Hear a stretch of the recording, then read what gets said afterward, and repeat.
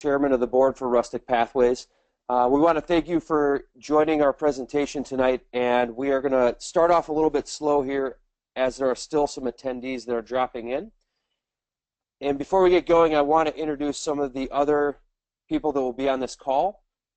Bill Frederick is the founder and CEO of Lodestone, which is an organization that oversees safety and risk management for a whole variety of organizations that work throughout high school, throughout college study abroad, throughout MBA programs. He's been in this field for decades, and he is an expert in safety and risk management in the student travel world. He's actually currently at a conference presenting on risk management. Also on the line is Dave Dennis, who's the Director of Safety and Risk Management for Rustic Pathways. Dave also has almost 2 decades of experience in looking at risk as it relates to travel programs. And then also on the line is Jessie Wachter. She is our global program advisor who works with a lot of families. Jessie has been a country director for us. She's run countless programs throughout all kinds of countries. A great person to field different types of questions that you may have.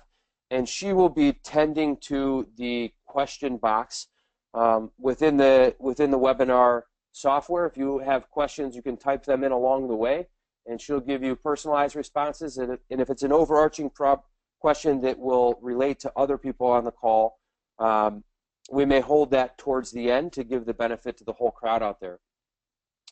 The main point of this webinar is to provide a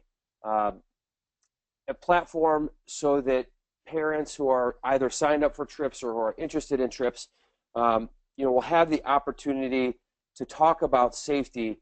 Right now, the #1 question on a lot of people's mind is it safe for my son or daughter to travel this year? And we're gonna dive into that. On the call tonight, we're specifically going to look at just 4 different areas. We're going to start with talking through some of the general risks while traveling. We're going to also talk about some of the general rewards of traveling so that you as parents, as you're doing this risk and reward type of evaluation, you have a clear view of how you want to approach the decisions for your sons and daughters. We're going to talk through the Rustic Pathways approach to safety and risk management. Dave Dennis will cover that part, and Bill Frederick can provide perspective on how other organizations look at their approach to safety and risk management. And then, as I mentioned, we're going to end with a Q&A. We're going to leave at least 30 minutes for the Q&A. We want to create a town hall type of environment so that we can have a discussion about safety as it relates to student travel for the summer of 2017. So to start off, we're going to look at some of the general risks of traveling historically and in today's environment. And if you look at statistically the top 4 risks of traveling international for students from 2006 to 2016, what you find is that traffic accidents is actually the #1 risk, followed by homicide, followed by suicide, followed by drowning. These are the major things that we're looking at as Rustic Pathways. Is the major risks that students face. There's a whole variety of risks that we prepare for, but these would be at the top of the list statistically. And when people rank risks, they're typically looking at the amount of time that an individual is exposed to a risk. They're looking at the probability of that risk actually occurring and happening to an individual. And then they're typically looking at the severity of the consequence if that risk were to occur in a situation. So again, these are the historical risks that we've looked at over the last decade. As we head into the summer of 2017, there's obviously a new administration in Washington. There's a lot of buzz about what is going on with this administration, changes in policies, changes in their approach with how they're dealing with other government officials around the world.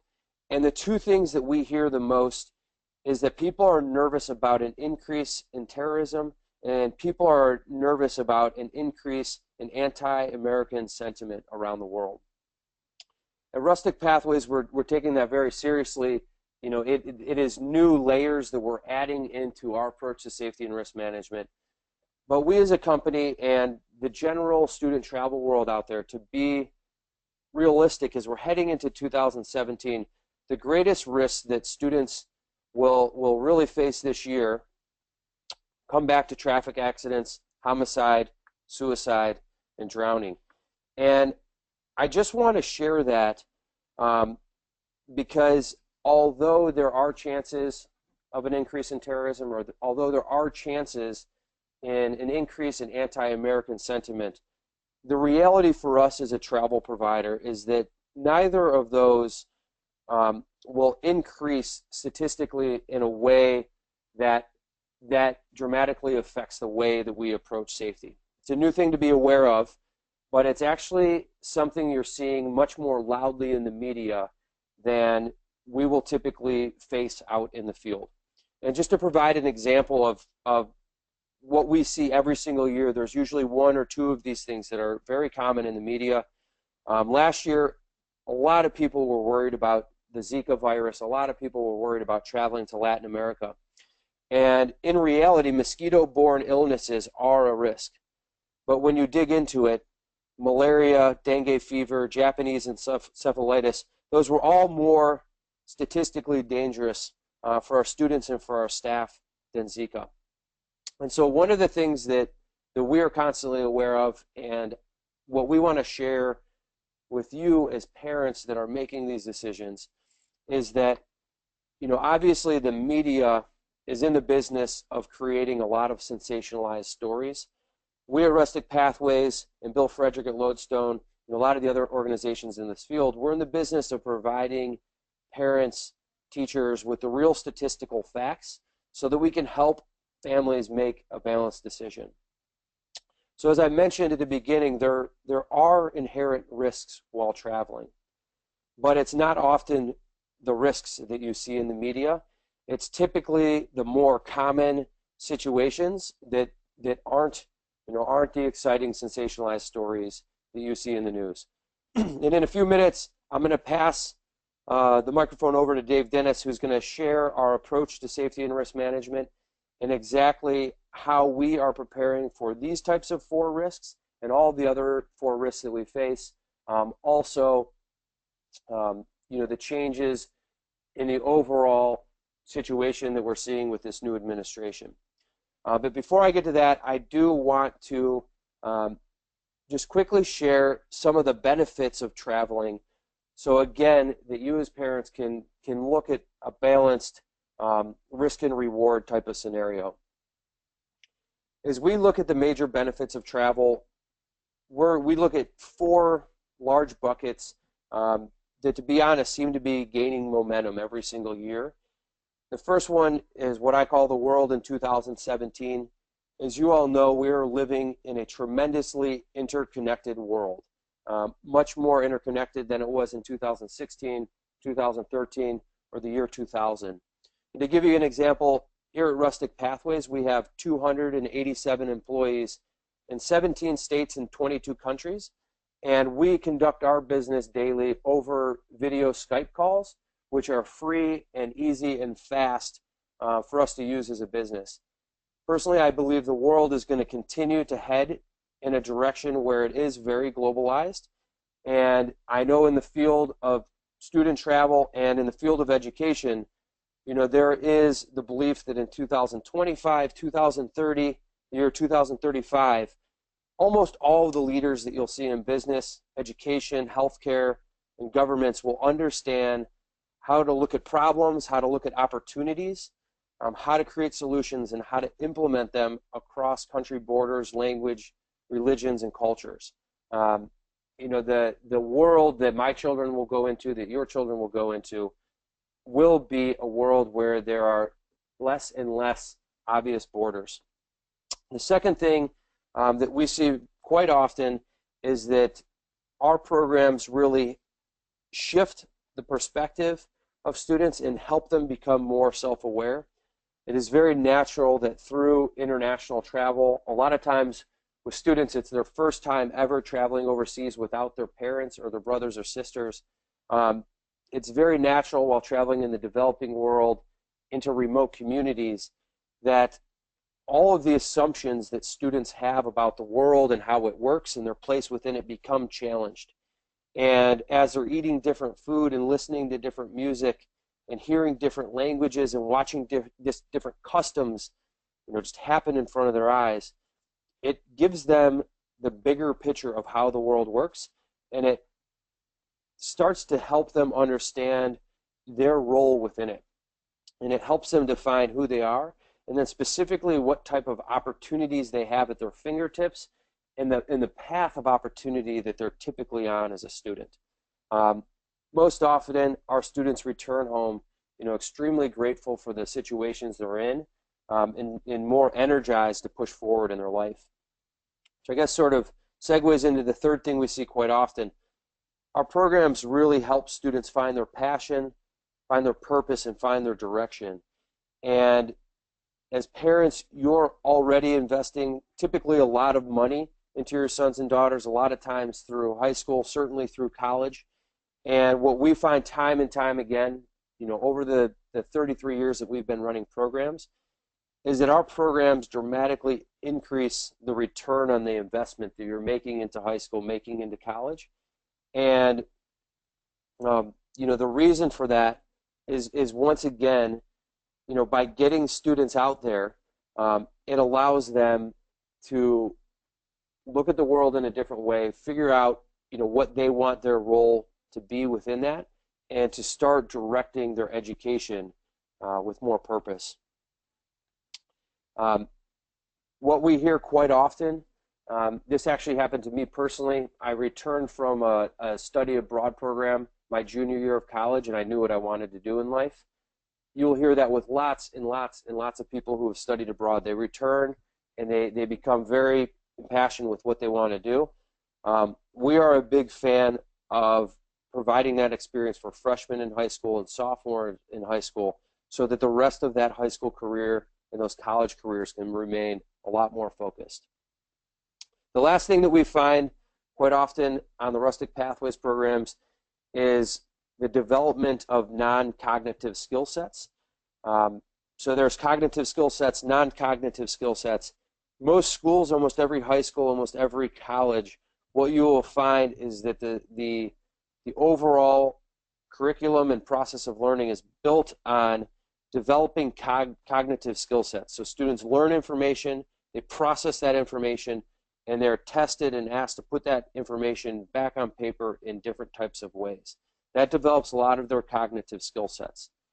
When you step back from the educational world and you look at the field of experiential ed, and you look at the jobs people are going into, the top 500 companies in the world have stated overall that what they find that makes people successful in their jobs are the skills that transfer, and are very often the non-cognitive skill sets like grit and like humility and like independence and a sense of wonderment. It's those types of things that make people successful in the real world. At Rustic Pathways, we have a student impact tool that was created by some PhD students and has since been verified. And we actually test students before they go on programs and after they return home. And we use the data that we find out to iterate our programs from year to year to create bigger increases in the non-cognitive skill sets. And we've found statistically that students will increase up to 40% in their sense of wonderment or their willingness and wanting to help other people. So all this is to say that as parents, as you look at the real risk out there and the real reward, we want you to have the whole picture. We want you to have the statistical information. We want you making choices that you feel comfortable with for your sons and daughters in your family. But we want you to do it in a balanced way and not in an emotional way, getting information from the media. The last thing I'll mention before I pass this off to Dave Dennis, which in my opinion, this is probably the most important thing I have to share, and that is just that at Rustic Pathways, we are parents, So I have three sons. Dave Dennis has a son and daughter. At Rustic Pathways, we have a family travel policy where all the sons and daughters of all the employees can travel for free every single summer. Dave Dennis, his children travel with us. They traveled with us last year. They'll be traveling with us this year. And please know that we would never, ever put your son or daughter in a situation where we wouldn't literally be putting our own children. And as the CEO and someone that, constantly has my head wrapped around the safety for our students and our sons and daughters out there, please know that that is probably the thing that makes me the most comfortable and confident, is that our own children are also the students on these programs. On that note, I'm going to pass it over to Dave Dennis, who can share more of the specifics of how we actually approach safety and risk management at Rustic Pathways.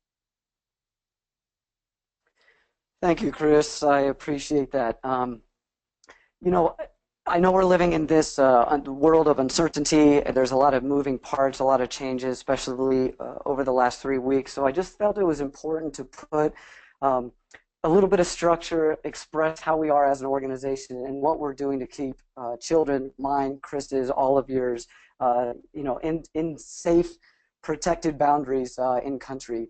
And then we can go from there and answer any specific questions that we might have at the end here. At Rustic, we have a tiered and collaborative approach to safety. We examine risk at varying levels, and we're able to compare what we learn and hear about globally with what is actually occurring on the ground. We don't do this alone, and we rely on trusted resources for safety, security, and travel medicine information. The first of our safety and security resources is the US, the UK, and Australian State Departments. These organizations are great. They help us monitor global safety and security. They provide frequent travel updates to residents of their respective countries. My team and I spend every morning, every day reviewing these resources and gain a balanced perspective of what's taking place around the world. The next is our resource and our partnership with HX Global, who is not only our emergency medical and evacuation partner, but they also monitor global events through their specialized safety security team. And the last of our resources, of our big, broad resources, is the Overseas Security and Advisory Council. And this is a security and intelligence cooperation between the American private sector businesses operating worldwide and the US government. And similar to the US State Departments, the UK, Australian State Departments, OSAC offers insight from both a business and a government perspective. When we look into the medical side, the medical perspective of safety, we rely on the Centers for Disease Control and World Health Organization in collaboration, again, with HX Global, to provide us specialized information relating to travel medicine, illnesses, preparation for students, everything else that we need from the medical standpoint. These organizations are critical when monitoring changes in regional and global aspects. So this could be the Ebola, spreading of Ebola in 2015, Zika in 2016, whatever may be around the corner in the future. As we narrow down, our next level is at the regional level. And I want to highlight here that the most important aspect to consider is that we own all of our local operations. We don't outsource the delivery of our programs, and our management teams are in each country are part of the Rustic Pathways organization. For me, this allows us, and this is the most critical point, because it allows us to remain aligned in our approach to safety while guaranteeing the trust and collaborative relationships between countries and internal structures. We structure each country with a hierarchy of management positions, if you will. We have country directors, we have country managers, we have program managers, and program leaders.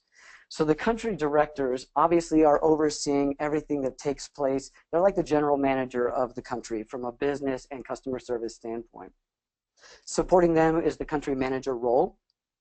Then we dive down into the program manager level. And what happens with program managers is these managers will have 1, 2, maybe sometimes 3 programs that they specialize and focus all their time with.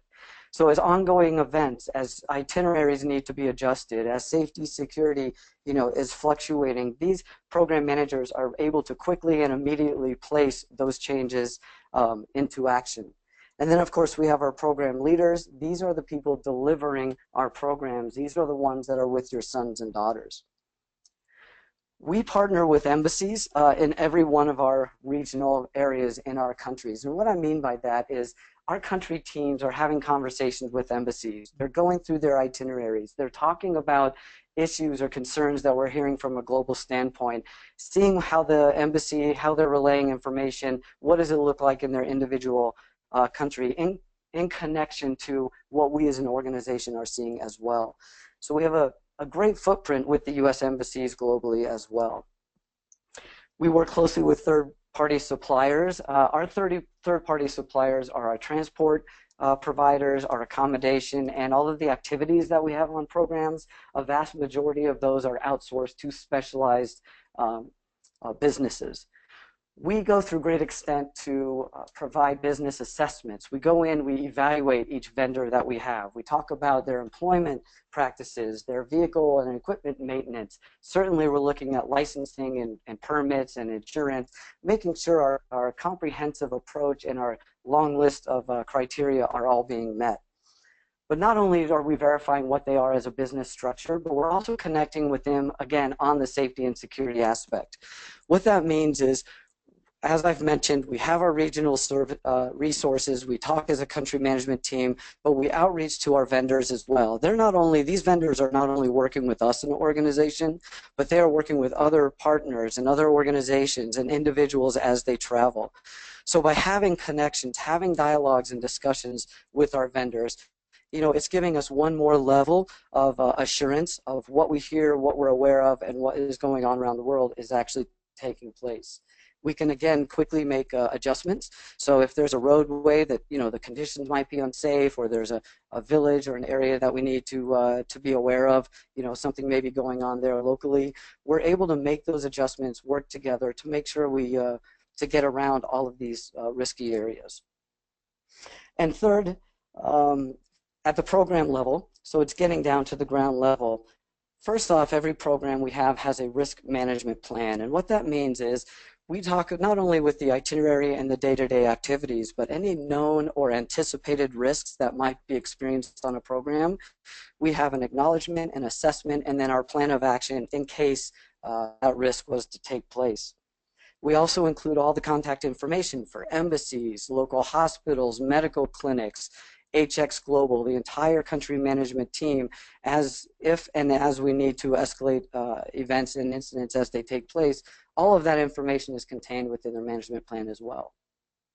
We have a comprehensive list of activity standards. These are guidelines for every activity that we offer on a program, has a set standard and expectation that takes place.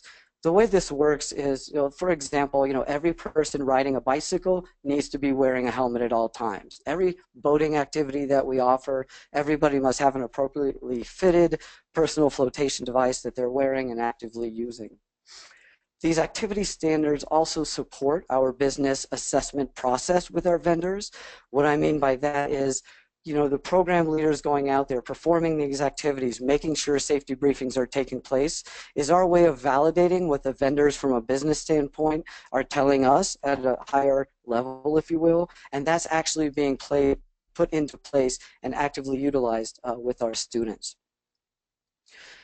Our program leader training, moving on to the program leaders themselves, our minimum age for a program leader is 23. In the US we have 24, and that's because of a driving component. But from a medical and training standpoint, industry-wide, everybody is going to provide first aid CPR training. That is an industry-wide standard of every organization. But Rustic invests heavily in the medical training and certification of our staff. Every full-time program leader that we have on board is a wilderness first responder certified leader. What this means is when we go into remote areas, we're able to implement medical protocols and specific training to make sure that we are handling and treating symptoms and issues that come up on program correctly. This is supported by our relationship with HX Global, of course, but our level of commitment is very unique, and our level of investment is very unique within the industry as well. we have two criteria where we must have a wilderness first responder on a program. The first is anytime we have a type 1 diabetic on a program, that falls into our high risk category, so we are staffing with a full-time wilderness first responder.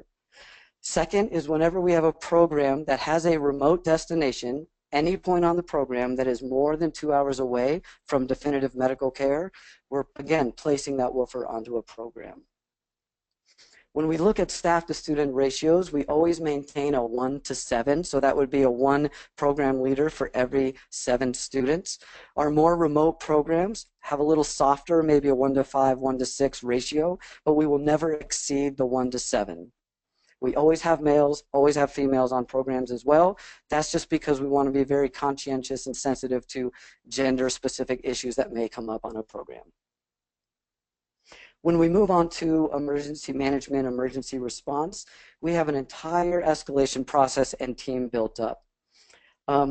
We have, first off, our program leaders. Again, we spend a lot of time during our training and our staff training that happens at least once a year. Some of our programs, some of our areas and our divisions, we offer twice a year training. But we dive deep into what does it look like, what are signs and symptoms and issues that we would need to escalate.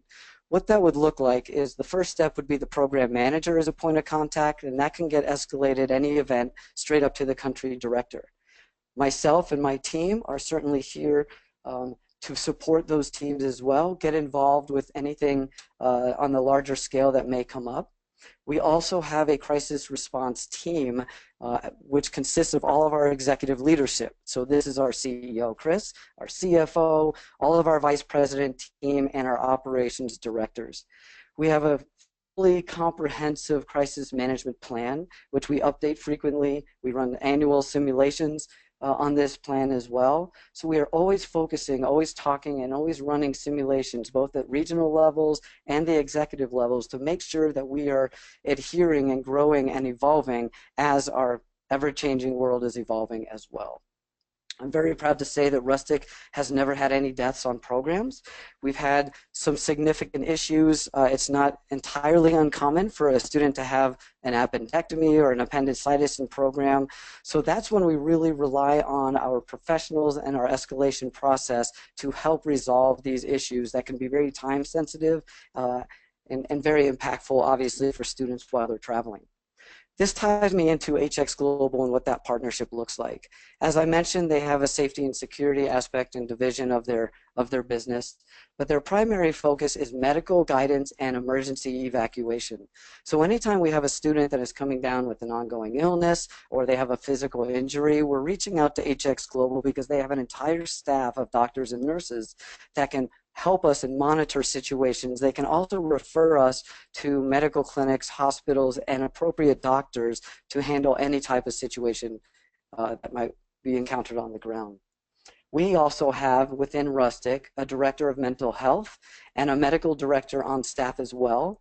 So our entire team is collaboratively working as well, depending on what situation might arise.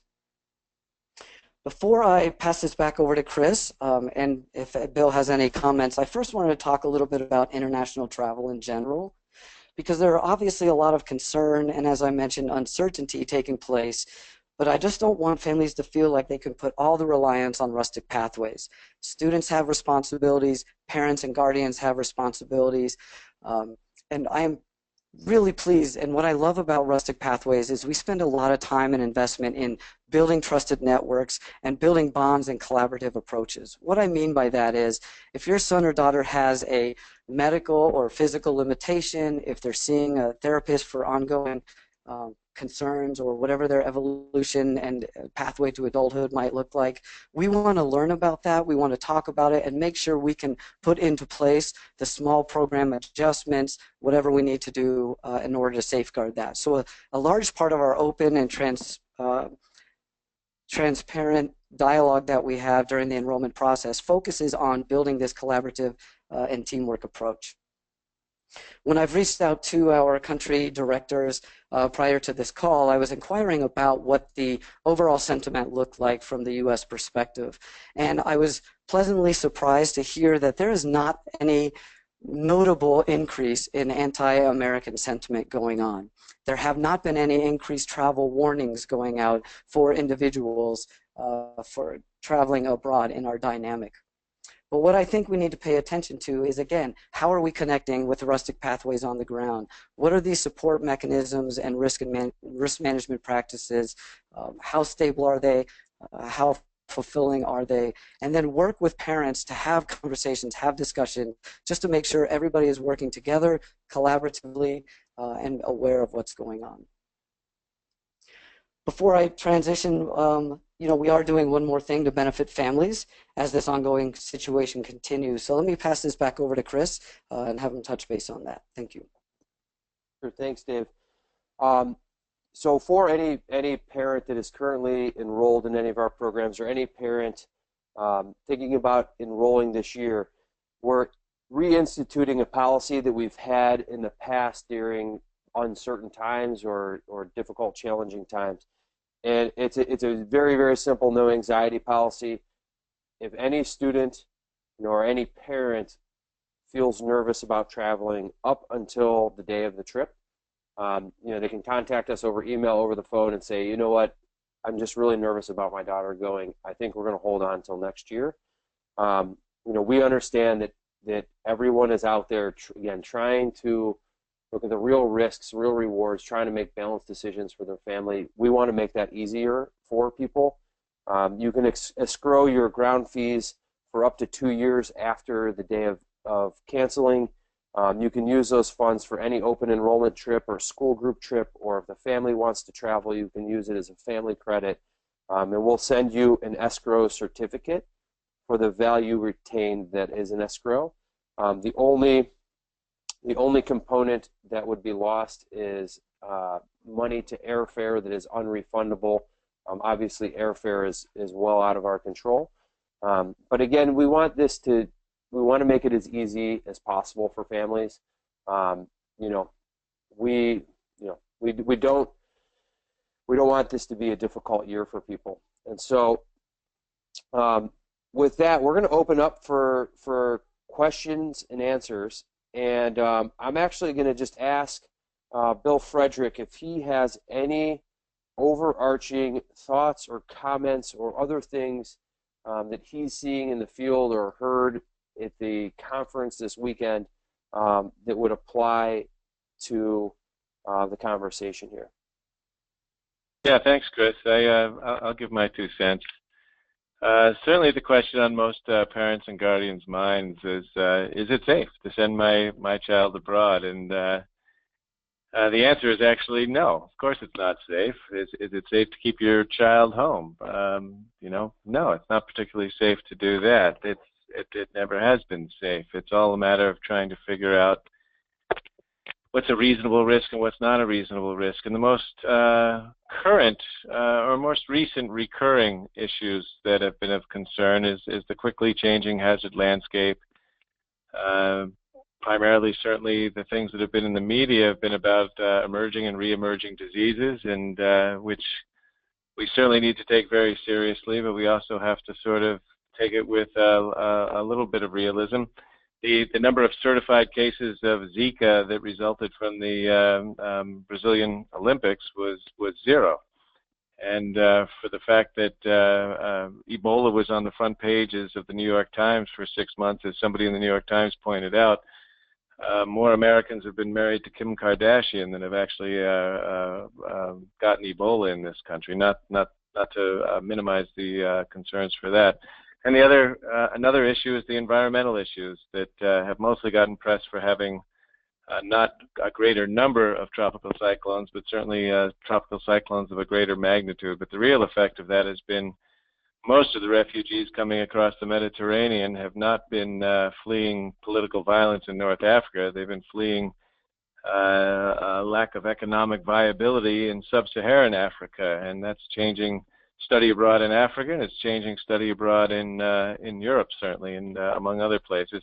And the one that's been getting most of the attention, of course, is terrorism, and the profiles of terrorists have evolved quite a bit since 9/11, through the Madrid and London bombings to the Paris and Belgium bombings and the lone wolves and all that stuff, it's certainly a concern. And now we're very much aware that terrorism could happen any place at any time. But it's also worth noting that study abroad students outside of the Lockerbie bombing have very, very rarely been victimized by that. And up until the San Bernardino bombings and Orlando attacks in the United States, most terrorist events on U.S. soil had not been by radical Islamic groups, but by domestic political groups, generally right-wing groups that were anti-abortion or whatever. And in those, for the last 20 years, some of the evolving strategies for study abroad in terms of better information acquisition, better communication, better access to real expertise when you have problems that you need to solve, better training, better systems, etc. I would venture that study abroad is probably safer than it was 20 years ago.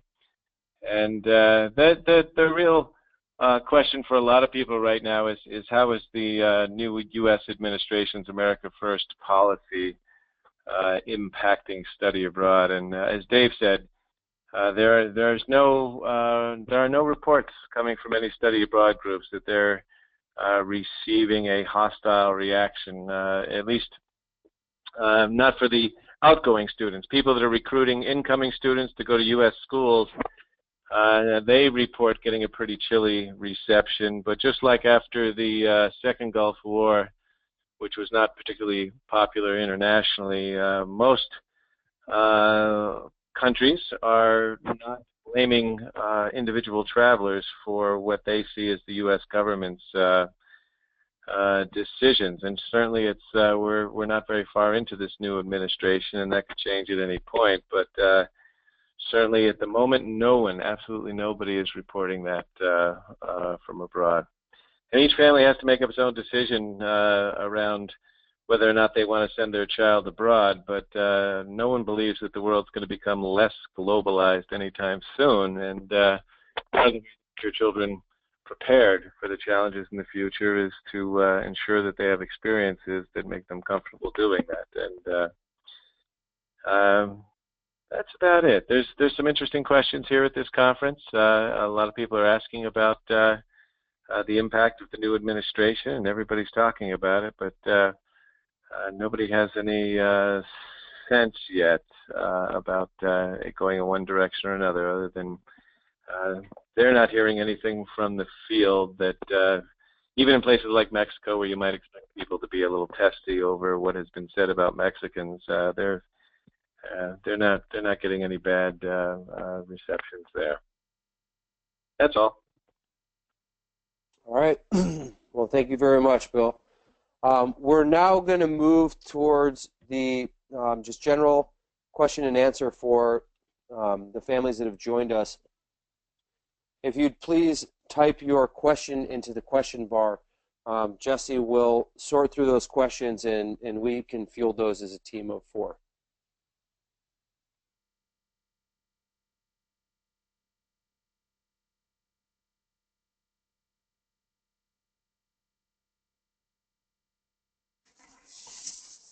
Pretty quiet on our end.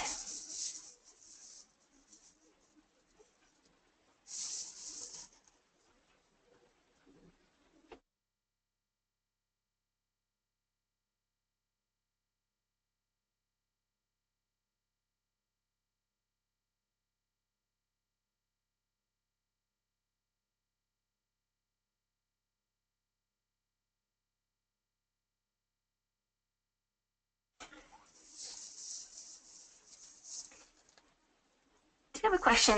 Looks like we've got a parent interested in any security issues in our Morocco programs.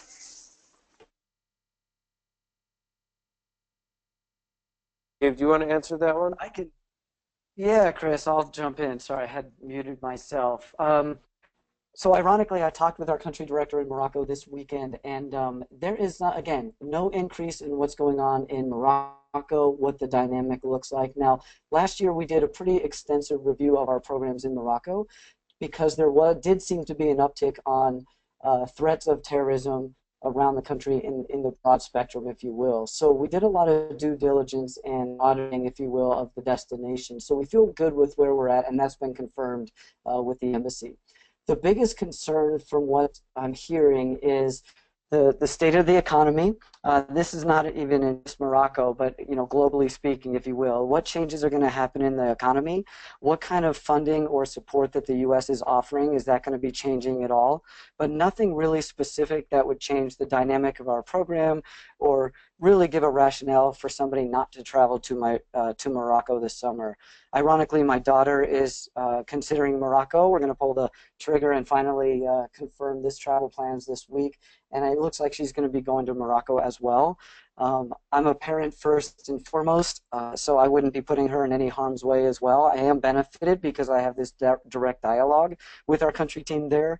But again, nothing is really coming up to us that would raise alarms. Certainly, if that does change and evolve, we would take appropriate action, and we are not afraid to cancel a program, cancel a country. We have done so in the past if the threat of terrorism or overall safety and security is not at a level where we would be satisfied with what that looks like. So, it's not just me blowing smoke here. Again, this is an evolving situation, but nothing right now is telling us that there's any undue alarm going on in Morocco.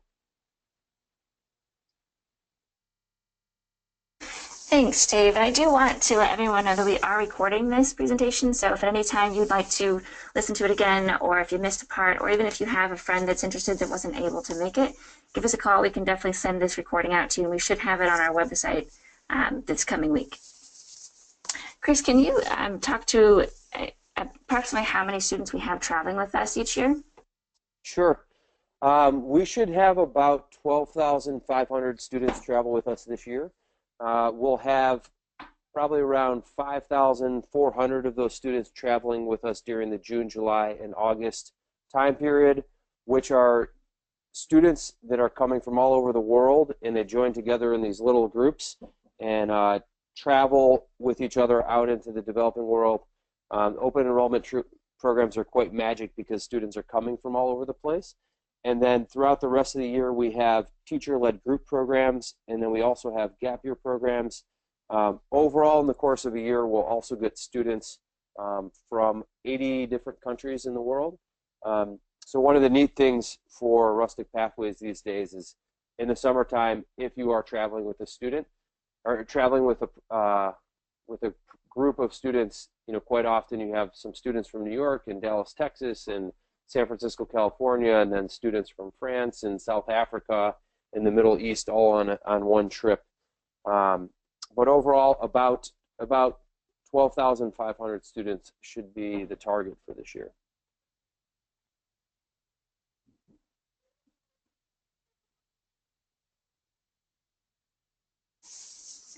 Thanks, Chris. It looks like that is the last of our questions. Anybody else have anything they'd like addressed?